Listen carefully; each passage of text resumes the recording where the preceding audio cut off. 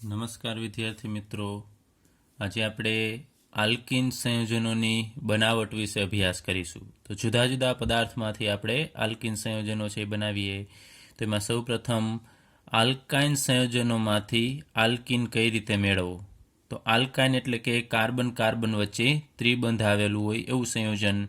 Alkyne છે એમાંથી આપણે આલ્કિન એટલે ત્રિબંધ છે એમાંથી આપણે દ્વિબંધ ધરાવતું સંયોજન છે મેળવવાનું છે. અત્યારે હું અહીંયા માત્ર સમજવા માટે લખી નાખું છું કે આપણે આલ્કિન બનાવવાનો છે એટલે અહીંયા કાર્બન કાર્બન દ્વિબંધ હશે. તો અહીંયા ત્રણ બંધમાંથી આપણે એક બંધ દૂર કરવો છે તો એની અંદર એક સંયોજકતા છે આપણે ઘટાડવી છે, પાઈ બંધ એક તોડવો છે તો આપણે હાઇડ્રોજન છે એ ઉમેરવો પડશે.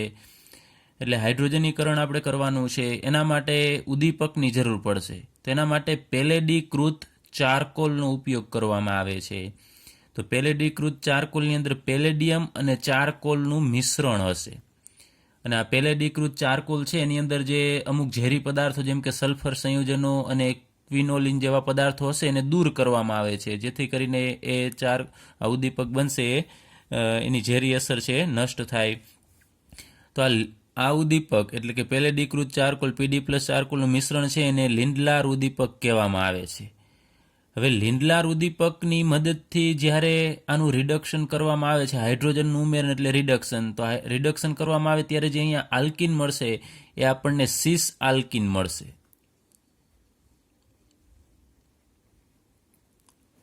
તો અહીં આપણે એની પ્રક્રિયા કરીએ. આલ્કાઇનની ગણતરી કરેલો અમુક યોગ્ય માત્રામાં જો આપણે ડાયહાઇડ્રોજન એડ કરવો પડશે. જો વધુ એડ કરશો તો બધા પાઇબંધ તૂટી જશે અને આપણને છેવટે આલ્કેન મળે. એટલે યોગ્ય જથ્થામાં જ ડાયહાઇડ્રોજન ઉમેરવાનો. તો આપણે 1 મોલ ડાયહાઇડ્રોજન ઉમેરીએ. પીડી આમ ઓબ્લિક કરીને સી કરેલો છે એનો મતલબ કે એવો નથી કે પેલેડિયમ અથવા ચારકોલ, એવું નથી. એ પીડી પ્લસ સીનું મિશ્રણ જ દર્શાવે છે. તો અહીંયાથી આપણે એક પાઇબંધ તોડી નાખવાનો અને એમાં પાઇબંધ તોડશો એટલે આ કાર્બન ઉપર એક હાઇડ્રોજન અને એક હાઇડ્રોજન છે આ કાર્બન ઉપર એડ થશે. તો અહીંયા આર એટલે કોઈ પણ આલ્કાઇલ સમૂહ અને આર ડેશ એટલે અલગ પ્રકારનો આલ્કાઇલ સમૂહ હશે. તો અહીંયા આર અને આર ડેશ આપણે આમ દર્શાવીએ તો આ બંને હાઇડ્રોજન છે ને આપણે આ રીતે લખીએ. અહીંયા એક આ કાર્બન ઉપર એડ થશે ને એક આ કાર્બન ઉપર એડ થશે. તો અહીંયા તમે જુઓ છો કે બંને હાઇડ્રોજન પરમાણુ છે આ દ્વિબંધની એક જ બાજુએ આવેલા છે. તો આને આપણે સિસ આલ્કિન કહેશું. તો યાદ રાખજો, જો સિસ આલ્કિન બનાવવો હોય તો આલ્કાઇનનું રિડક્શન એટલે કે હાઇડ્રોજન ઉમેરવાની પ્રક્રિયા એ લિન્ડલાર ઉદ્દીપકની હાજરીમાં કરવી પડે. હવે જો આપણે ટ્રાન્સ આલ્કિન મેળવવું હોય તો એના માટે આપણે પ્રવાહી એમોનિયા લેવાનું. એની અંદર સોડિયમ હોય એ આપણે પ્રક્રિયક લેવો પડશે. પ્રવાહી NH3માં સોડિયમ લઈ અને જો રિડક્શન કરવામાં આવશે તો આપણને ટ્રાન્સ આલ્કિન મળશે. ચલો એની પ્રક્રિયા લઈએ. તો R C triple bond C R dash H2નું ઉમેરણ કરીએ છીએ એટલે રિડક્શન થશે, પરંતુ અહીં આપણે વચ્ચેની આ જે કન્ડિશન એ ઉદ્દીપક હતો એ આપણે બદલાવી નાખીએ. આપણે આમ લખીએ સોડિયમ કે કેની અંદર હશે, પ્રવાહી એમોનિયામાં હશે. NH3 એટલે એમોનિયા. તો એની અંદર પ્રક્રિયા કરવામાં આવે છે તો આ બંધ તો તૂટવાનો છે. તો એ બંધ તૂટશે એટલે એક હાઇડ્રોજન આના ઉપર એડ થશે ને એક હાઇડ્રોજન છે આ કાર્બન ઉપર એડ થશે. તો અહીંયા આપણને ટ્રાન્સ પ્રકારનો આલ્કિન મળે છે. આ જગ્યાએ H અને અહીંયા H, આ બાજુએ આર ડેશ. તો તમે જુઓ છો અહીંયા H છે એ સામે ગોઠવાય છે વિરુદ્ધ દિશામાં. તો આ આલ્કિનને આપણે ટ્રાન્સ આલ્કિન કહેશું.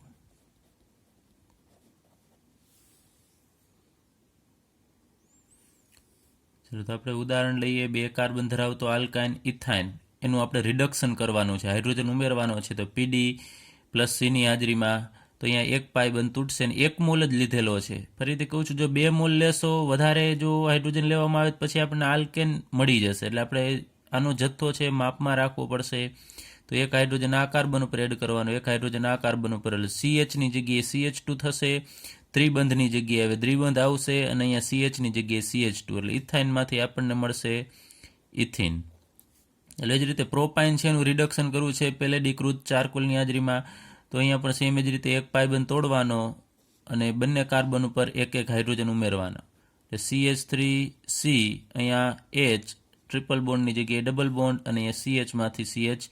તો અહીંયા પ્રોપાઇનમાંથી આપણને આ આલ્કિન મળશે, એને કહેશું પ્રોપીન.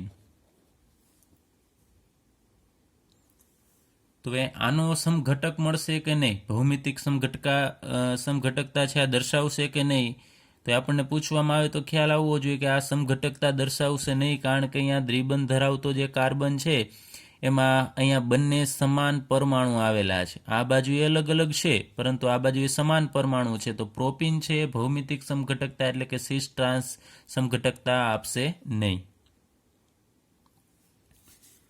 ત્યારબાદ આલ્કાઇલ હેલાઇડ સંયોજનો એટલે કે RX માંથી આપણે આલ્કીનની બનાવટનો અભ્યાસ કરીએ. તો આલ્કાઇલ હેલાઇડ એટલે અહીંયા મેં સામાન્ય એક ઉદાહરણ લીધેલું છે CH3CH2Cl, એટલે કે અહીંયા આ ભાગ છે ઇથાઇલ છે અને અહીંયા હેલાઇડની જગ્યાએ ક્લોરીન આપેલો છે, એનું નામ થશે ઇથાઇલ ક્લોરાઇડ. તો એમાંથી આપણે આલ્કીન કઈ રીતે બનાવવો, તો અહીંયા હું એક આનું બંધારણ વિસ્તૃત રીતે દર્શાવું છું. CH3 છે તો આપણે આ રીતે લખીએ CH3, ત્યારબાદ CH2, તો 2 હાઇડ્રોજન છે એ કાર્બન સાથે આપણે આ રીતે દર્શાવીએ, અને અહીંયા ક્લોરીન છે. તો અત્યારે ક્લોરીન લખો તો પણ કોઈ પ્રોબ્લેમ નથી, પરંતુ હું જનરલ અહીંયા અત્યારે X દર્શાવું છું કે અહીંયા કોઈ પણ હેલોજન હોઈ શકે. તો અહીંયા આપણે અત્યારે લખીએ કે જ્યાં X બરાબર શું હશે, તો ક્લોરીન, બ્રોમિન અથવા તો અહીંયા આયોડિન હશે. હવે આની પ્રક્રિયા આપણે કરવાની છે આલ્કોહોલીય કેવોએચ સાથે, એટલે કે આલ્કોહોલની અંદર પોટેશિયમ હાઇડ્રોક્સાઇડ ઓગાળવાનો થશે, એનું દ્રાવણ લેવાનું. ઇથેનોલની અંદર સામાન્ય રીતે કેવોએચને ઓગાળવાનો એટલે એનું દ્રાવણ બનશે, તો એને દ્રાવણને આપણે ઇથેનોલિક કેવોએચ પણ કહી શકાય, અથવા તો આલ્કોહોલિક અથવા તો આલ્કોહોલીય કેવોએચ પણ કહી શકાય. એટલે આલ્કોહોલીય કેવોએચનો મતલબ શું થશે, ફરીથી કહું છું. આલ્કોહોલ જેમ કે ઇથેનોલની અંદર આપણે પોટેશિયમ હાઇડ્રોક્સાઇડ ઓગાળી અને એનું દ્રાવણ બનાવવાનું, અને એની પ્રક્રિયા આપણે આ આલ્કાઇલ હેલાઇડ સાથે કરવાની છે. તો અહીંયા આપણે એક લઈએ કે આ હેલોજન જે કાર્બન સાથે જોડાયેલો છે, ફરીથી હેલોજન જે કાર્બન સાથે જોડાયેલો છે એ કાર્બનને આપણે આલ્ફા કાર્બન કહેશું, ને આલ્ફા પછીનો જે કાર્બન હોય એની બાજુમાં તરત પછી જોડાયેલો એને આપણે બીટા કહેશું, પછી આગળ ઉપર હોય તો એને ગેમા ડેલ્ટા એમ કાર્બનને આપણે નંબર આપીએ છીએ. તો અહીંયા આપણે આ જે કાર્બન દર્શાવેલો છે એ આલ્ફા કાર્બન છે અને આ કાર્બન છે એ બીટા કાર્બન છે. હવે આલ્કોહોલિક કેવોએચ સાથે આની પ્રક્રિયા કરવામાં આવે છે ત્યારે થશે શું, તો અહીંયા આલ્કોહોલિક દ્રાવણની અંદર K+ અને OH- આયનો છે છૂટા પડશે, એટલે આ 2 આયનો છે એ આની સાથે અહીંયા પ્રક્રિયા કરે છે. તો અહીંયાથી K+ છૂટો પડશે, અહીંયાથી આ બંધ તૂટશે, અહીંયાથી Cl- છે છૂટો પડતો હોય છે, ક્લોરીન હોય તો ક્લોરીન અથવા બ્રોમિન હોય તો બ્રોમિન. તો આ બંધના ઇલેક્ટ્રોન છે એ આ હેલોજન મેળવી લેશે, એટલે અહીંયા X- તરીકે દૂર થશે. તો અહીંયાથી K+ અને અહીંયાથી X- એટલે KX બનાવશે, એ દૂર થશે. પોટેશિયમ હેલાઇડ છે એ છૂટો પડશે. તો આ કાર્બનની એક સંયોજકતા ઘટશે. તો આ કાર્બન છે એની સંયોજકતા 4 છે, જ્યારે આની એક ઘટશે. તો અહીંયાથી જેવો હેલોજન દૂર થશે એવો અહીંયાથી પણ હાઇડ્રોજન છે એ દૂર થશે, પરંતુ H+ સ્વરૂપે દૂર થશે, માત્ર આ H બંધ ઇલેક્ટ્રોન લીધા વગરના. એટલે આ બંને ઇલેક્ટ્રોન છે એ કોણ મેળવી લેશે, આ કાર્બન મેળવી લેશે, અને અહીંયાથી માત્ર એ H+ સ્વરૂપે દૂર થશે. તો અહીંયાથી H+ અને KOH નો OH- એ જોડાય અને H2O આપશે, એટલે પાણીનો અણુ દૂર થશે, અને અહીંયાથી એક KX દૂર થાય છે. હવે આ તમે જુઓ છો કે હાઇડ્રોજન ક્યાંથી દૂર થાય છે, તો આ બીટા કાર્બન છે એના ઉપર રહેલો હાઇડ્રોજન છે દૂર થાય છે. તો હવે અહીંયાથી પાછળ વધશે શું, એ આપણે લખીએ કાર્બન, એના ઉપર આ 2 હાઇડ્રોજન વધે છે, આપણે આ રીતે દર્શાવીએ. અહીંયા 2 હાઇડ્રોજન, ત્યારબાદ અહીંયા એક બંધ પહેલેથી હતો એ આપણે એક દર્શાવીએ, અને અહીંયા 2 હાઇડ્રોજન. તો આ કાર્બનની સંયોજકતા ઘટશે, અને આ બંધના ઇલેક્ટ્રોન જે કાર્બને મેળવેલા છે એ હવે આ બંને કાર્બનની વચ્ચે આપણે દર્શાવી દઈએ, અહીંયા દ્વિબંધ બનશે. ટૂંકમાં આ બંધના ઇલેક્ટ્રોન છે અહીંયા બંને કાર્બન વચ્ચે અહીંયા આવી જશે. તો આ સંયોજન મળે છે એની અંદર કાર્બન કાર્બન વચ્ચે દ્વિબંધ છે, તો આપણે કહીશું આ આલ્કીન છે, અને આ આલ્કીનનું નામ CH2 ડબલ બોન્ડ CH2 છે, એટલે ઇથિન થશે. ચલો હવે અહીંયા આ પ્રક્રિયાની અંદર આ આલ્કાઇલ હેલાઇડ લીધેલો છે એમાંથી શું દૂર થાય છે, આ એક અણુમાંથી જ. તો અહીંયાથી હાઇડ્રોજન દૂર થાય છે અને બાજુના કાર્બન ઉપરથી હેલોજન, એટલે કે H અને X બંને બાજુના કાર્બન ઉપરથી દૂર થશે. તો અહીંયાથી H અને X એટલે કે હાઇડ્રોજન અને હેલોજન દૂર થાય છે, એટલા માટે આ પ્રક્રિયાને ડિહાઇડ્રો હેલોજિનેશન કહેવામાં આવે છે. આ પ્રક્રિયાનું નામ શું થશે? બીજું ડિહાઇડ્રો હેલોજિનેશન. ડી એટલે દૂર થવું. શું દૂર થશે? તો હાઇડ્રો એટલે કે હાઇડ્રોજન, અને અહીંયા નામ આપેલું છે હેલોજિનેશન, એની અંદર હેલોજન, એટલે ડિહાઇડ્રો હેલોજિનેશનનો અર્થ થશે કે હાઇડ્રોજન અને હેલોજન દૂર થનાર પ્રક્રિયા. અથવા આનું એક બીજું પણ નામ છે. અહીંયા તમે જુઓ છો કે બંને ઉપરથી વસ્તુ દૂર થાય છે, એટલે વિલોપ થશે. એક્સ ઉપર અહીંયા આ કાર્બન ઉપરથી હેલોજન દૂર થાય છે, તો એ કાર્બન પછીનો તરત કાર્બન છે ને આપણે બીટા કાર્બન કીધેલું, બીટા કાર્બન ઉપરથી અહીંયા હાઇડ્રોજન દૂર થાય છે, એટલા માટે આ પ્રક્રિયાને બીટા વિલોપન પ્રક્રિયા પણ કહેવામાં આવે છે. તો આ બીટા વિલોપન પ્રક્રિયાનું ઉદાહરણ છે કે આલ્ફા ઉપરથી એક્સ અને બીટા ઉપરથી હેલોજન દૂર થાય છે. હવે આ પ્રક્રિયાનો વેગ કેના ઉપર આધાર રાખશે? એટલે કેટલી ઝડપથી પ્રક્રિયા થશે? તો પ્રક્રિયાનો વેગ છે એ બે વસ્તુ ઉપર આધાર રાખે છે. એક તો અહીંયા આ હેલોજન સિવાયનો ભાગ, એને આપણે અહીંયા આલ્કાઇલ ભાગ કહેશું. આ આલ્કાઇલ ભાગ એ આલ્કાઇલ સમૂહ ઉપર આધાર રાખશે. આલ્કાઇલ સમૂહ. અને બીજો કેના ઉપર આધાર રાખશે? કે આલ્કાઇલ સિવાયનો ભાગ આ હેલોજન છે એ હેલોજન પરમાણુના સ્વભાવ ઉપર.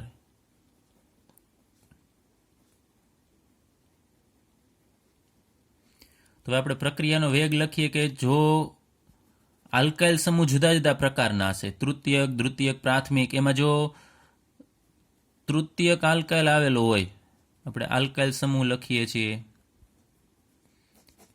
તૃતીયક આલ્કાઇલ આવેલો હોય તો પ્રક્રિયાનો વેગ વધારે હશે, એટલે કે ઝડપથી પ્રક્રિયા થશે. ત્યારબાદ જો દ્વિતીયક આવેલો હોય આલ્કાઇલ તો પ્રક્રિયાનો વેગ એનાથી ઓછો, અને જો પ્રાથમિક આવેલો હોય તો એનાથી પણ ઓછો વેગ હશે. તો અહીંયા આ પ્રાથમિક આલ્કાઇલ થશે, CH2CH3 છે, કારણ કે હેલોજન જે કાર્બન ઉપર જોડાયેલો છે એ કાર્બન બીજા એક જ કાર્બન ઉપર સાથે જોડાયેલો છે, અને આપણે પ્રાથમિક આલ્કાઇલ કહેશું. પછી દ્વિતીયક આલ્કાઇલ એટલે આપણે આગળ ઉપર વાત કરેલી એમ CH3CH3, તો આ દ્વિતીયક આલ્કાઇલ થશે. તૃતીયક એટલે એની સાથે માનો કે અત્યારે આપણે લખીએ 3 મિથાઇલ જોડાયેલા હોય તો આને આપણે તૃતીયક આલ્કાઇલ કહેશું, ને પ્રાથમિક તો આપણે ઉપર દર્શાવેલું છે, ફરીથી લખું છું. હવે એ જ રીતે આ પ્રક્રિયાનો વેગ તૃતીયકમાં વધારે, દ્વિતીયકમાં ઓછો, અને પ્રાથમિકમાં એનાથી પણ ઓછો થશે. હવે એ જ રીતે હેલોજન જો અહીંયા જુદા જુદા પ્રકારના જોડાયેલા હોય તો પણ પ્રક્રિયાનો વેગ છે એ અલગ અલગ હશે. તો અહીંયા આપણે હેલોજન આવેલા હોય તો પ્રક્રિયાનો વેગ કેમાં વધારે હશે? તો અહીંયા 3 પ્રકારના કીધું કે ક્લોરીન, બ્રોમિન અને આયોડિન. તો જો આયોડિન આવેલો હોય અહીંયા આયોડાઇડ, તો પ્રક્રિયાનો વેગ વધારે થશે. ત્યારબાદ બ્રોમિન જોડાયેલો હોય તો એનાથી ઓછો, અને જો ક્લોરીન હોય તો એનાથી વેગ ઓછો થશે. કારણ કે આયોડિન છે એનું કદ મોટું હોય છે, તો સરળતાથી આ બંધ તૂટશે. આ બંધ સરળતાથી તૂટે તો જ પ્રક્રિયા થવાની છે, અને એ તૂટ્યા પછી આ કાર્બન ધનવીજભારિત થશે. કાર્બન તો ધનવીજભારિત કાર્બન છે એ કયો વધુ સ્થાયી હોય? તો તમને ખ્યાલ છે તૃતીયક આલ્કાઇલની અંદર રહેલો જે ધનવીજભારિત કાર્બન હશે એ વધુ સ્થાયી હશે, કારણ કે 3 બાજુથી ઇલેક્ટ્રોન મળતા હોય છે. એટલા માટે તૃતીયક આલ્કાઇલ આવેલો હોય તો પ્રક્રિયાનો વેગ વધારે હોય, અને આયોડિનનું કદ મોટું છે એટલે એ સરળતાથી દૂર થશે બંધ, કેમ કે બંધ લંબાઈ વધી જશે, સરળતાથી એ બંધ તૂટે છે, એટલા માટે પ્રક્રિયાનો વેગ છે એ વધશે.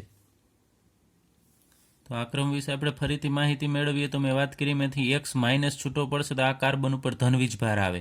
તો 3 પ્રકારના કાર્બોકેટાયન વિશે આપણે અભ્યાસ કરેલો. તૃતીયક કાર્બોકેટાયન C+, ત્યારબાદ દ્વિતીયક કાર્બોકેટાયન અને પ્રાથમિક કાર્બોકેટાયન.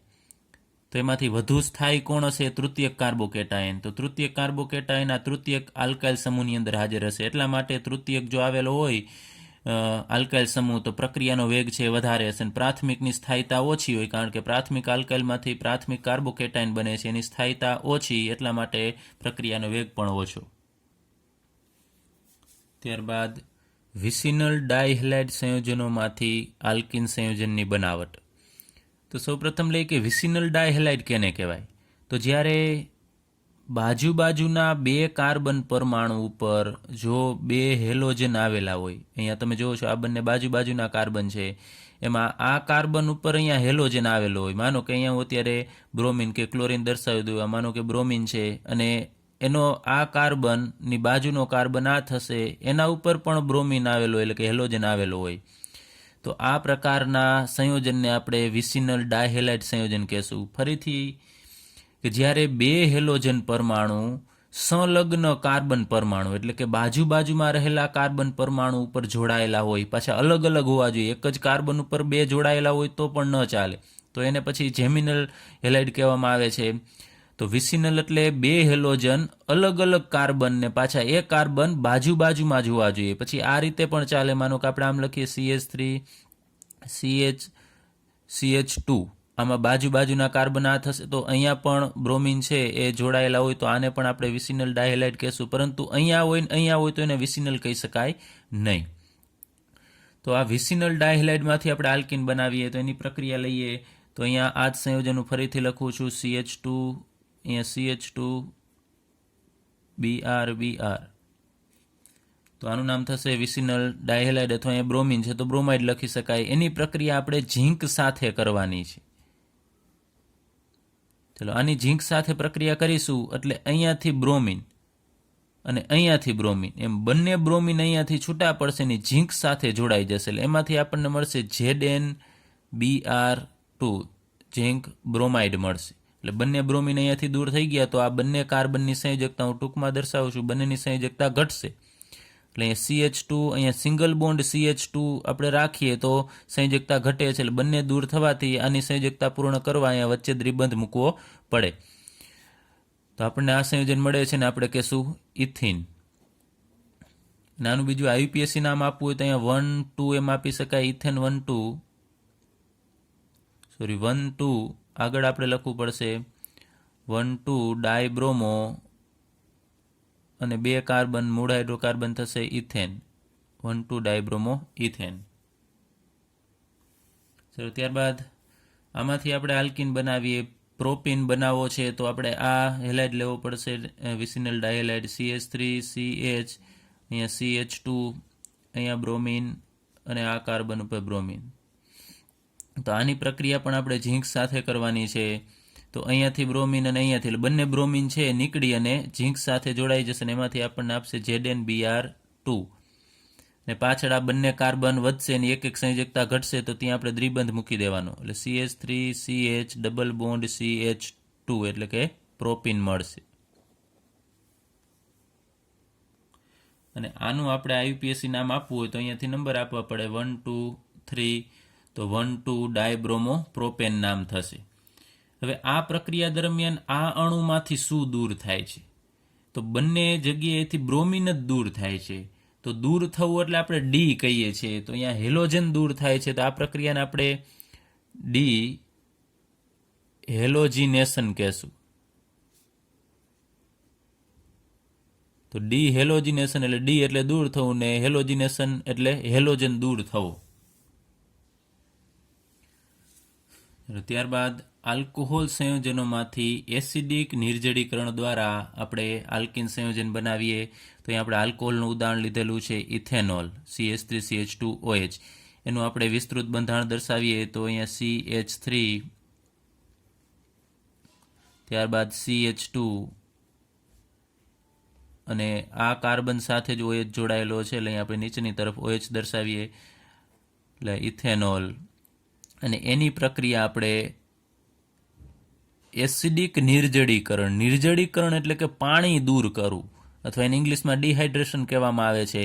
તો એસિડિક માધ્યમમાં આપણે પાણી દૂર કરવાનું છે, તો અહીંયા આપણે સાંદ્ર સલ્ફ્યુરિક એસિડ લેશું, સાંદ્ર H2SO4 ની હાજરીમાં આપણે આ ઇથેનોલને ગરમ કરવાનું છે, એટલે ઇથેનોલની અંદર સાંદ્ર H2SO4 નાખી અને ગરમ કરીશું. તો અહીંયા હવે આપણે લઈએ કે આ OH જે કાર્બન ઉપર જોડાયેલો છે ને એ કાર્બનને આપણે આલ્ફા કાર્બન કહેશું, અને આલ્ફા કાર્બનની બાજુનો કાર્બન છે એને બીટા કાર્બન કહેવામાં આવે છે. તો અહીંયા પણ જે આલ્ફા કાર્બન ઉપરથી OH દૂર થશે, અહીંથી OH માઇનસ, અને બીટા કાર્બન છે એના ઉપરથી H દૂર થશે, એટલે અહીંયાથી H અને અહીંયાથી OH એમ H2O નું અણુ છે એ દૂર થશે અને એ દૂર કોણ કરાવતું હોય છે તો H2SO4 આ ઉદ્દીપક તરીકે વર્તે છે જે અહીંયાથી દૂર કરશે. એની ક્રિયાવિધિનો અભ્યાસ કરીએ ત્યારે ડિટેલમાં ખ્યાલ આવે, પણ અહીંયા ટૂંકમાં દર્શાવી દઉં છું. આલ્ફા ઉપરથી OH અને બીટા કાર્બન ઉપરથી H એમ H2O નો અણુ દૂર થશે તો હવે આ કાર્બન ઉપર 2 હાઇડ્રોજન જ વધશે એટલે CH2.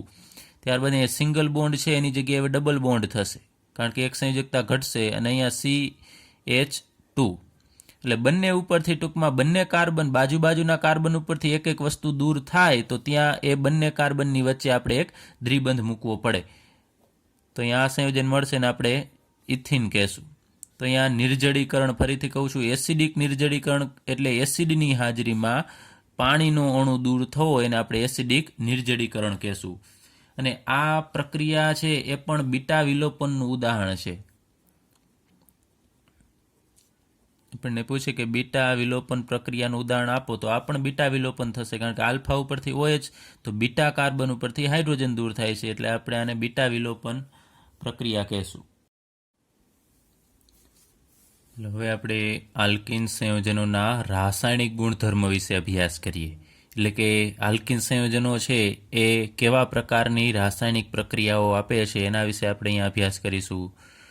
તો અહીંયા આલ્કિનની અંદર કાર્બન કાર્બન દ્વિબંધ હોય છે, એમાં એક બંધ છે પાઈ બંધ હશે. તો પાઈ બંધ છે એ નિર્બળ હોય છે જે આપણે આગળ ઉપર વાત કરેલો, કારણ કે એમાં બંને કાર્બનની પી કક્ષક છે એ બાજુમાંથી સંમિશ્રણ પામતી હોય છે.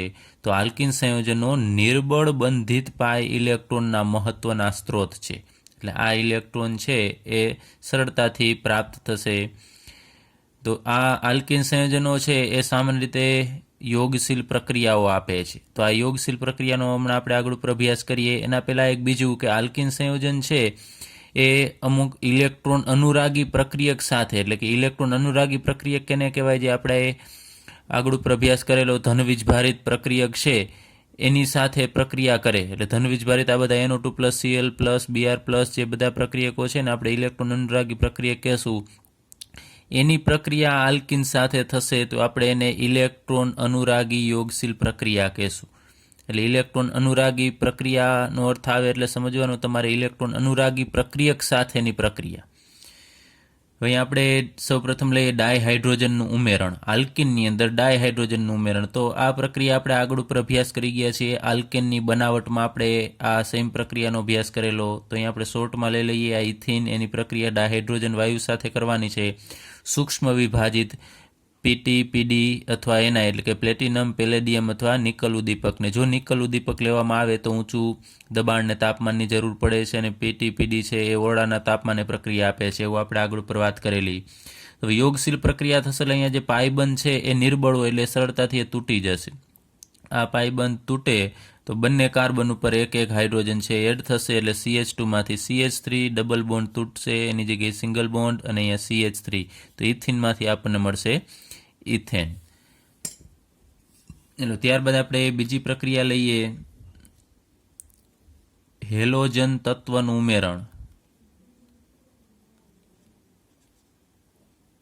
જેમ આપણે હાઇડ્રોજન ઉમેરીએ છીએ એ જ રીતે આપણે હેલોજન તત્વ છે એ ઉમેરીએ.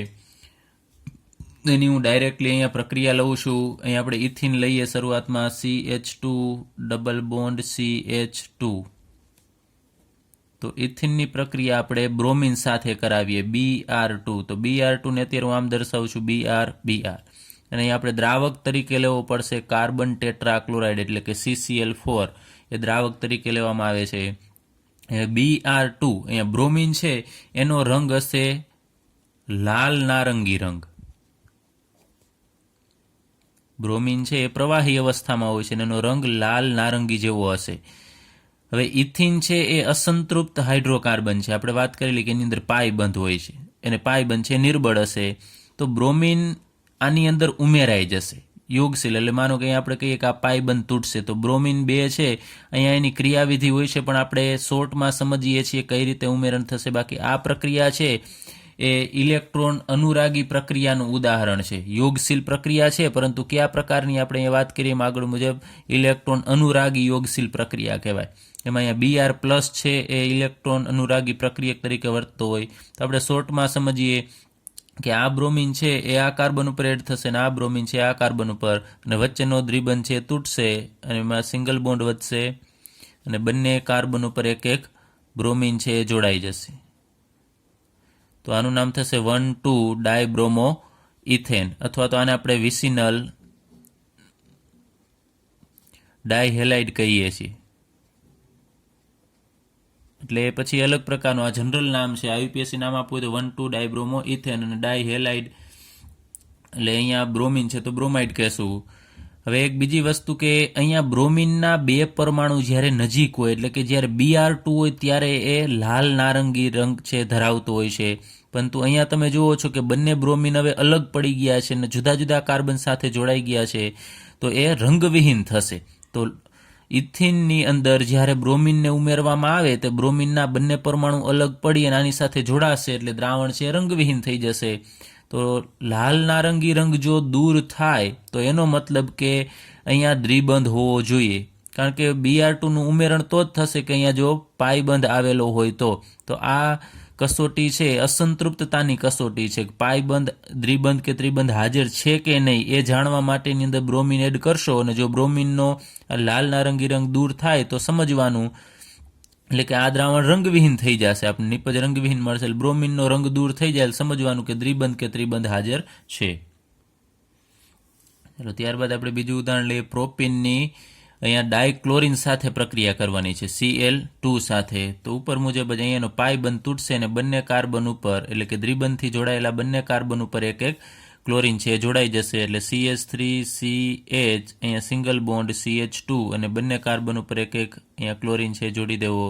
તો અહીંયા આનું નામ થશે 1,2, પહેલા બીજા કાર્બન ઉપર ક્લોરિન છે એટલે 1,2 ડાયક્લોરો અને 3 કાર્બન એટલે પ્રોપેન.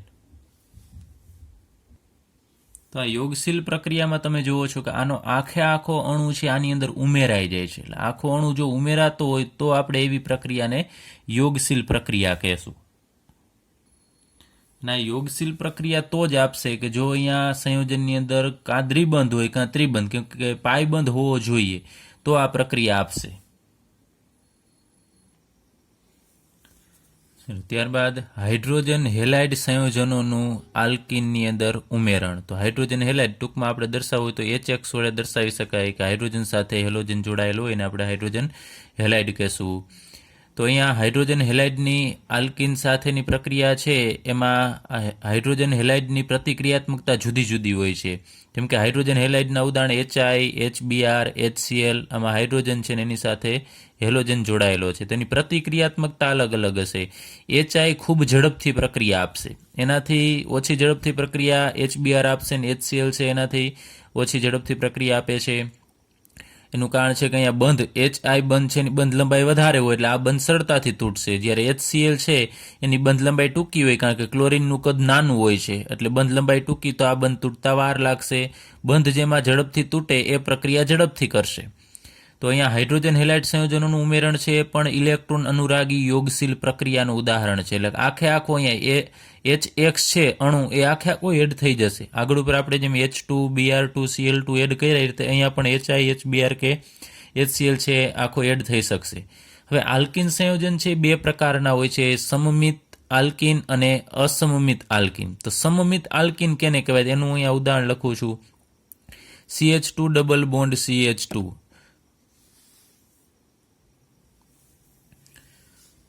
તો અહીંયા ઇથિનનું મેં ઉદાહરણ અહીંયા દર્શાવેલું છે, CH2 ડબલ બોન્ડ CH2.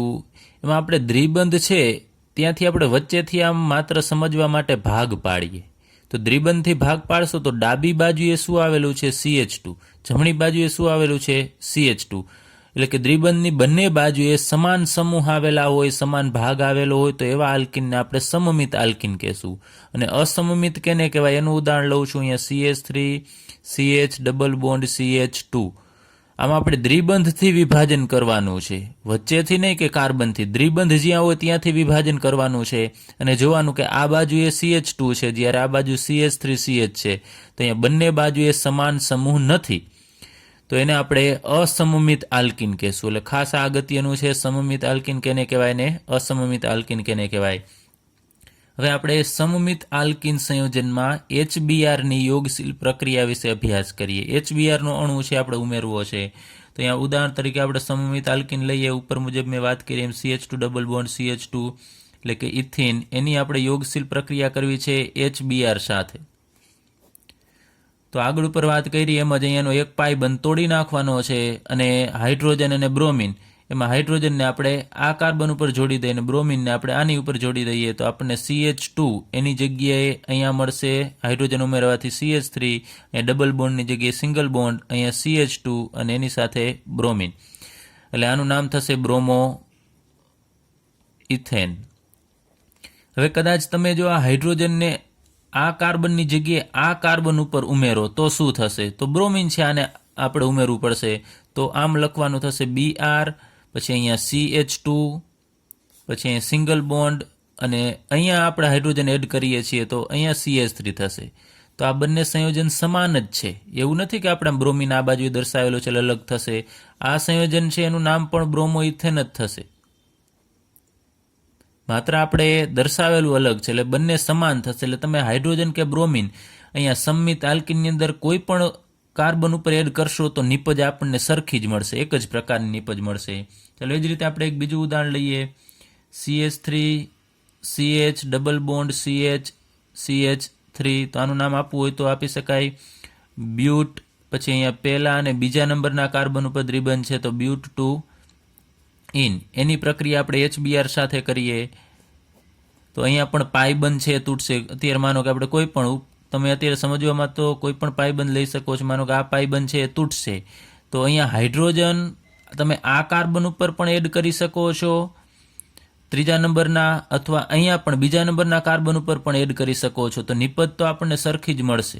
તો આ કાર્બન ઉપર એડ કરો હાઇડ્રોજન તમે બીજા નંબરના, તો બ્રોમિન છે એ અહીંયા આ કાર્બન ઉપર એડ કરવો પડશે, એટલે કે દ્વિબંધવાળા કાર્બન ઉપર જ એડ કરવાનું છે. એટલે CH3 અહીંયા CHમાંથી હવે બનશે હાઇડ્રોજન ઉમેરવાથી CH2 ડબલ બોન્ડની જગ્યાએ સિંગલ બોન્ડ, અહીંયા CH એની સાથે અહીંયા બ્રોમિન અને અહીંયા CH3. તો આનું નામ આપણે આપીશું તો 1 2 3 4, એટલે બીજા નંબરના કાર્બન ઉપર બ્રોમિન છે તો 2 બ્રોમો બ્યુટેન થશે. હવે સેમ એ જ રીતે આપણે બદલાવીએ કે આ હાઇડ્રોજનને બીજા નંબરના કાર્બનની જગ્યાએ આ કાર્બન ઉપર આપણે એડ કરીએ અને બ્રોમિનને અહીંયા બીજા નંબરના કાર્બન ઉપર એડ કરીએ તો આપણને સંયોજન આવું મળશે CH3 CH Br, અહીંયા સિંગલ બોન્ડ CH2 CH3. તો આનું આપણે નામ આપવું હોય તો હવે નંબર આપણે આ બાજુથી જ આપવા પડશે. તો 2 ઉપર બ્રોમિન એટલે 2 બ્રોમો અને 4 કાર્બન એટલે બ્યુટેન. તો તમે જુઓ છો બંનેના નામ સમાન થાય છે, એનો મતલબ કે બંને સંયોજન સમાન જ છે, એટલે આ બંને બંધારણ સમાન જ છે. એટલે જો સમમિત આલ્કિનની અંદર આપણે HBr હાઇડ્રોજન હેલાઇડ ઉમેરીએ તો એક જ પ્રકારની નિપજ મળે છે. બધા અણુઓ એક જ પ્રકારના મળશે કે બ્રોમો ઇથેનના જ મળે. આમાં બધા અણુઓ છે 2 બ્રોમો બ્યુટેનના જ મળશે. પરંતુ અસમમિત આલ્કિનની અંદર જો આપણે HBr ઉમેરીએ તો બે જુદા જુદા પ્રકારની નિપજ મળશે. તો એના વિશે અભ્યાસ કરીએ. અસમમિત આલ્કિન સંયોજનોમાં HBrની યોગશીલ પ્રક્રિયા, જેને આપણે માર્કોવ-નિકોવનો નિયમ પણ કહેશું, કારણ કે આ પ્રક્રિયા છે માર્કોવ-નિકોવના નિયમ મુજબ થશે. તો અહીંયા પ્રોપિન કે જે અસમમિત આલ્કિન છે તો તમે અહીંયા દ્વિબંધથી એનું વિભાજન કરશો તો આ બાજુએ CH2 છે અને આ બાજુએ CH3CH છે, એટલે દ્વિબંધથી વિભાજન કરતાં બંને બાજુએ અલગ અલગ ભાગ મળે તો એ આલ્કિનને આપણે અસમમિત આલ્કિન કહીએ છીએ. એની અંદર આપણે HBr ઉમેરવો છે, એટલે યોગશીલ પ્રક્રિયા, લાખો અણુ અંદર એડ થશે તો બે શક્યતા રહેશે. અત્યારે આપણે લઈએ કે આ હાઇડ્રોજન છે એને આપણે આ કાર્બન ઉપર એડ કરીએ CH2 વાળા કાર્બન ઉપર, અને તો બ્રોમિનને આપણે અહીંયા એડ કરીએ તો પાયબંધ વચ્ચેનો તૂટશે તો આપણે નિપજ મળશે CH3CH વાળા કાર્બન સાથે બ્રોમિન જોડાશે એટલે અહીંયા Br, અને CH2 છે એની સાથે હાઇડ્રોજન જોડાશે એટલે CH2 માંથી થશે CH3. ખાસ ધ્યાન આપજો, અહીંયા દ્વિબંધ છે એની જગ્યાએ સિંગલ બોન્ડ કરવો જ પડશે, નહીં તો કાર્બનની સંયોજકતા વધી જશે. હવે બીજી શક્યતા કે આ હાઇડ્રોજન છે એને આપણે આ વચ્ચેના કાર્બન ઉપર એટલે કે CH વાળા કાર્બન સાથે જોડીએ અને આ બ્રોમિન છે એને આપણે આ કાર્બન સાથે જોડીએ તો આપણને નિપજ મળશે CH3, અહીંયા CH ની જગ્યાએ CH 2 મળશે અને દ્વિબંધની જગ્યાએ સિંગલ બોન્ડ ને CH2 સાથે બ્રોમિન જોડાઈ જશે, CH2Br. તો આનું નામ શું થશે? 1 2 3, એટલે કે બીજા નંબરના કાર્બન પર બ્રોમિન છે તો 2 બ્રોમો પ્રોપેન. ચલો, આ પહેલી નિપજ આપણને મળે છે પહેલી પ્રક્રિયાથી. ત્યારબાદ આ બીજા પ્રકારની પ્રક્રિયા એટલે કે ઉમેરણ અલગ રીતે થાય છે. તો અહીંયા 1 2 3 અહીંયાથી જ નંબર આપવા પડશે. તો પહેલા નંબરના કાર્બન ઉપર બ્રોમિન એટલે 1 બ્રોમો પ્રોપેન નિપજ મળે છે. તો તમે જોવો છો બંને અલગ અલગ નિપજ મળે છે. આગળ ઉપર આપણે સમમિત આલ્કીનની અંદર HBrનું ઉમેરણ કરેલું ત્યારે આપણે બે શક્યતા લીધેલી કે બંને રીતે તમે અરસપરસ વારાફરતી જો HBr અલગ અલગ કાર્બન ઉપર જોડશો તો એક જ પ્રકારની નિપજ મળતી હતી. જ્યારે અહીંયા આવે આપણે HBr છે એ અલગ અલગ કાર્બન ઉપર એડ કરશું તો અહીંયા અલગ અલગ નિપજ મળે છે. તો અહીંયા એક નિપજ છે મહત્વની હશે, મુખ્ય નિપજ હશે, અને બીજી નિપજ છે એ ઓછી નિપજ મળતી હોય છે જેને આપણે ગૌણ નિપજ કહીએ છીએ. તો અહીંયા 2 બ્રોમો પ્રોપેન છે ને એ મુખ્ય નિપજ મળે છે, એટલે વધુ નિપજ આ મળશે વધારે પ્રમાણમાં. આનું પ્રમાણ ખૂબ ઓછું હોય છે એટલે આપણે એને ગૌણ નિપજ કહીએ છીએ. તો મુખ્ય એટલે અગત્યની આ થશે, મહત્વની આ નિપજ છે. તો કઈ રીતે સમજવું કે આ નિપજ છે એ જ વધુ મળશે? તો એના માટે માર્કોવ નિકોવ નામના વૈજ્ઞાનિક એક નિયમ આપેલો છે, એ નિયમ આપણે સમજીએ. ચલો, તો માર્કોવ નિકોવનો નિયમ કે ઉમેરાનાર અણુનો ઋણ ભાગ, ઉમેરાનાર અણુ એટલે ઉમેરાય છે કોણ? HBr. એના બે ભાગ, એમાં હાઇડ્રોજનની વિદ્યુતઋણતા ઓછી છે તેના ઉપર આંશિક ધન વીજભાર આવશે અને બ્રોમિનની વિદ્યુતઋણતા વધુ છે તો આ બંને ઇલેક્ટ્રોન એના તરફ ખેંચાશે એટલે અહીંયા આંશિક ઋણ વીજભાર. તમારો ઋણ ભાગ આ થશે Br માઇનસ, એટલે કે ફરીથી ઉમેરાનાર અણુનો ઋણ ભાગ ક્યાં ઉમેરાશે? તો આલ્કીન સંયોજનમાં જે કાર્બન પર હાઇડ્રોજન પરમાણુઓ ઓછા હોય ત્યાં ઉમેરાય છે. તો અહીંયા આપણે આ બેમાંથી જોવાનું છે કે જ્યાં દ્વિબંધ છે ત્યાં જ ઉમેરાવાનો છે, આ કાર્બન ઉપર તો ઉમેરાવાનો નથી. તો દ્વિબંધથી જોડાયેલા બંને કાર્બન છે એમાંથી ઓછા હાઇડ્રોજન ક્યાં છે? તો તમે જુઓ છો આ કાર્બન છે ત્યાં ઓછા હાઇડ્રોજન છે, ઓછા હાઇડ્રોજન પરમાણુ. તો આ ઓછા હાઇડ્રોજન પરમાણુ ધરાવતો કાર્બન છે ને ત્યાં બ્રોમિન છે એ ઉમેરાશે. તો તમે જુઓ છો કે આ બ્રોમિન અહીંયા ઉમેરાય છે ત્યારે આપણને આ નિપજ મળશે. તો બ્રોમિન અહીંયા ઉમેરાશે તો હાઇડ્રોજન પછી અહીંયા જ ઉમેરાવાનો છે. તો એ નિપજ આપણને મુખ્ય મળશે, એટલે વધારે પ્રમાણમાં આ નિપજ મળશે અને આ ખૂબ જ ઓછી નિપજ મળતી હોય છે. ફરીથી એક વખત આ નિયમ અગત્યનો છે, માર્કોવ નિકોવનો નિયમ, કે ઉમેરાનાર અણુનો ઋણ ભાગ આલ્કીન સંયોજનમાં જે કાર્બન ઉપર ઓછા હાઇડ્રોજન પરમાણુ હોય તે કાર્બન ઉપર ઉમેરાશે. પછી ધનનો અહીંયા ઉલ્લેખ નથી કરેલો તો ધન તો ખ્યાલ જ હોય કે પછી એના સિવાયનો કાર્બન જે વધશે એની સાથે ધન ભાગ એટલે કે હાઇડ્રોજન ઉમેરાશે. ચલો, હવે આપણે આની ક્રિયાવિધિ વિશે અભ્યાસ કરીએ કે કઈ રીતે આ પ્રક્રિયા છે થાય છે, એનો ડિટેલમાં આપણે અભ્યાસ કરીએ. હવે અહીંયા CH3 CH double bond CH2 એટલે કે પ્રોપીનની પ્રક્રિયા આપણે કરવાની છે HBr સાથે. હવે દ્રાવણની અંદર આપણે આમ દર્શાવી દીધું છે કે HBr છે એની એમાંથી H+ અને Br માઇનસ મળશે. તો એમાંથી છૂટો પડેલો H+ છે એને આપણે ઇલેક્ટ્રોન અનુરાગી પ્રક્રિયક કહેશું. એટલે HBr માંથી છૂટો પડેલો જે H+ છે એને હું અહીં અત્યારે દર્શાવું છું. તો હવે H+ છે એ આ બે કાર્બન છે એની સાથે જોડાશે કે બંને ઉપર આપણે શક્યતા લેવાની છે, બંને કાર્બન ઉપર આપણે H+ ને જોડવો છે. પરંતુ તમને ખ્યાલ છે H+ છે એમાં હાઇડ્રોજન પાસે અત્યારે એક પણ ઇલેક્ટ્રોન નથી. એને જે કાર્બન સાથે જોડાવવું હોય તો એની પાસે તો ઇલેક્ટ્રોન છે નહીં, તો આ કાર્બનને જ ઇલેક્ટ્રોન આપવા પડે. તો માનો કે અત્યારે આપણે લઈએ છીએ કે આ કાર્બન ઉપર હાઇડ્રોજનને ત્યાં જોડાવું છે, આ હાઇડ્રોજન સાથે આ કાર્બન સાથે. તો કાર્બન અહીંયા પાયબંધના ઇલેક્ટ્રોન, માનો કે આપણે કહીએ આ પાયબંધના ઇલેક્ટ્રોન છે, તો એ પાયબંધના ઇલેક્ટ્રોન કાર્બન છે એ કેને આપશે? આ H+ ને આપશે.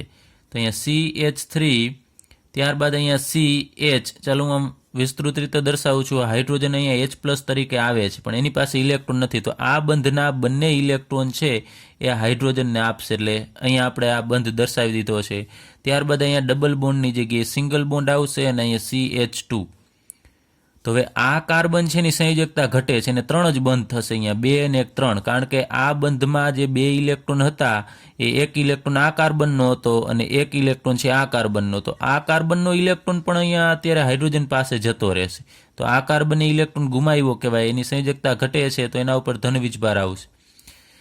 તો આને બીજી રીતે આમ લખવું હોય ટૂંકમાં તો આમ લખી શકાય CH3 CH2 પ્લસ. તો અહીંયા ધન વીજભાર આવે છે, તો આ કાર્બોકેટાયન થશે અને આ કાર્બોકેટાયન વાળો કાર્બન બીજા એક જ કાર્બન સાથે જોડાયેલો છે, તો આને આપણે પ્રાથમિક કાર્બોકેટાયન કહેશું.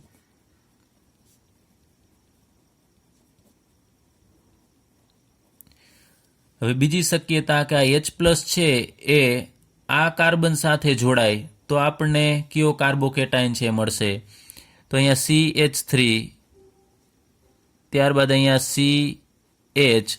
હવે આ કાર્બન સાથે જોડાય તો આ બંધના ઇલેક્ટ્રોન છે એ આ કાર્બન મેળવી અને આ H ને આપશે, એટલે અહીંયા ડબલ બોન્ડની જગ્યાએ હવે સિંગલ બોન્ડ થશે. અહીંયા CH2 ને હું અત્યારે આમ દર્શાવું છું, અને હાઇડ્રોજન જે આવેલો એની પાસે ઇલેક્ટ્રોન નથી, તો આ બંધના ઇલેક્ટ્રોનને આપણે અહીંયા દર્શાવી દઈએ.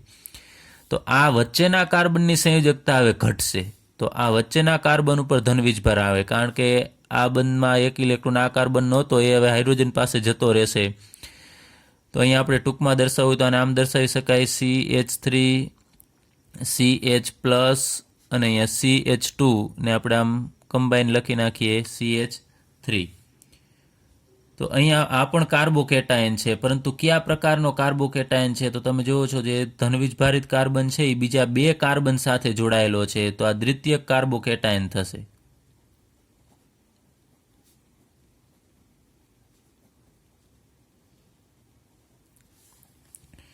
તો અહીંયા આપણે નિપજ લખીએ કે આ પ્રથમ પ્રકારની નિપજ મળે છે અને આપણે એ વડે દર્શાવીએ, અને આ બીજા પ્રકારની 2, તો 2 શક્યતા છે. હવે આમાંથી વધુ સ્થાયી કોણ, તો આપણે કાર્બોકેટાયનની સ્થાયીતાનો ક્રમ આપણે આગળ ઉપર અભ્યાસ કરી ગયા છીએ કે તૃતીયક કાર્બોકેટાયન છે એ વધુ સ્થાયી હોય, એનાથી ઓછો સ્થાયી છે દ્વિતીયક કાર્બોકેટાયન હશે, અને એનાથી ઓછો પ્રાથમિક કાર્બોકેટાયન હશે. તો અહીંયા આપણી પાસે અહીંયા 2 કાર્બોકેટાયન છે, પ્રાથમિક અને દ્વિતીયક. તો એમાં વધુ સ્થાયી કોણ થશે? દ્વિતીયક, કારણ કે અહીંયા 2 મિથાઇલ સમૂહ આવેલા છે, તો બંને બાજુએથી આને ઇલેક્ટ્રોન મળતા હોય છે. તો આ કાર્બન છે એનો ધન વીજભાર ઘટશે, તો આ વધુ સ્થાયી થશે. જે વધુ સ્થાયી હોય એ બને પણ વધુ, તો આ વધુ પ્રમાણમાં બનશે. અને પ્રાથમિક કાર્બોકેટાયન છે એને એક જ બાજુએથી ઇલેક્ટ્રોન મળે છે, ભલે ઇથાઇલ હોય પણ ઇલેક્ટ્રોન એને ઓછા મળતા હોય છે, એટલે એ ઓછો સ્થાયી થશે. તો આ પણ આપણે હાઇપર કોન્જ્યુગેશન અતિસંયુગ્મન વડે સમજી શકાય કે અહીંયા ટોટલ 3 ને 3 6 CH બંધના ઇલેક્ટ્રોન આને મળતા હોય છે, જ્યારે અહીંયા આ કાર્બન સાથે જોડાયેલા 2 હાઇડ્રોજન છે ને એના ઇલેક્ટ્રોન જ અહીંયા એને મદદરૂપ થશે, એટલે આ ઓછો સ્થાયી થશે. અથવા મેં આગળ ઉપર કીધું એમ તમને વધુ આલ્કાઇલ સમૂહ જોડાયેલા હોય એ વધુ સ્થાયી, અને એક જ આલ્કાઇલ સમૂહ જોડાયેલો છે એટલે ઓછો સ્થાયી થશે. તો હવે આ 2 જે કાર્બોકેટાયન છે એ એમનેમ સ્થાયી રહી શકતા નથી, 2 માંથી વધુ સ્થાયી આ થશે એટલે વધુ આ બનશે. તો C+ છે હવે બીજા સાથે જોડાશે ઋણ ઘટક સાથે. તો અહીંયા આપણે વાત કરી HBr માંથી 2 ઘટક મળે છે, H+ ને Br-. તો Br- હજી દ્રાવણની અંદર હશે, એ હવે આ બંને સાથે જોડાશે. તો આપણે એની શક્યતા લઈએ, આ બી જે પ્રક્રિયક છે અત્યારે આ વધુ પ્રમાણમાં બને છે, તો એની સાથે આપણે જોડીએ એટલે CH3 CH અહીંયા પ્લસ CH3, અને એની પ્રક્રિયા થશે Br- સાથે, એટલે Br- જોડાશે. તો હવે તમને ખ્યાલ છે આ ઋણ Br- છે, આ ઋણ Br એ ક્યાં જોડાશે? તો એ ધનવીજભારિત કાર્બન સાથે જ જોડાશે. એટલે હવે અહીંયા આપણે આને જોડી દેવાનો છે આ કાર્બન સાથે. ત્યાં CH3 અહીંયા CH અહીંયા CH3. હવે અહીંયા બ્રોમિન એ બંને ઇલેક્ટ્રોન લઈને આવે છે અને ત્યાં જોડાઈ જશે, એટલે આ બંધના બંને ઇલેક્ટ્રોન છે એ બ્રોમિનના જ હોય. તો અહીંયા આપણે નિપજ મળશે 1 2 3, એટલે કે 2 બ્રોમો પ્રોપેન. તો આ નિપજ છે એ આપણને મુખ્ય નિપજ મળશે, કારણ કે આ વધુ સ્થાયી હોવાથી આ વધુ બને, અને વધુ બને તો એમાંથી એની સાથે બ્રોમિન પણ વધુ જોડાશે, તો એમાંથી આપણને 2 બ્રોમોપ્રોપેન જે નિપજ મળે છે એ મુખ્ય નિપજ થશે. તો હવે આ ક્રિયાવિધિની મદદથી આપણે માર્કોવ નિકોવનો નિયમ છે એ અહીંયા સમજી શકાય કે Br માઇનસ છે એ જોડાય છે કયા કાર્બન ઉપર પ્રોપીનમાં, તો અહીંયા આપણે નંબર આપીએ તો 1, 2 ને 3 એટલે કે બીજા નંબરના કાર્બન ઉપર અહીંયા જોડાય છે કે જ્યાં ઓછા હાઇડ્રોજન છે. તો અહીંયા તમે જુઓ છો Br માઇનસ આ CH વાળા કાર્બન સાથે જોડાય છે, તો એ નિપજ છે આપણને મુખ્ય નિપજ મળશે.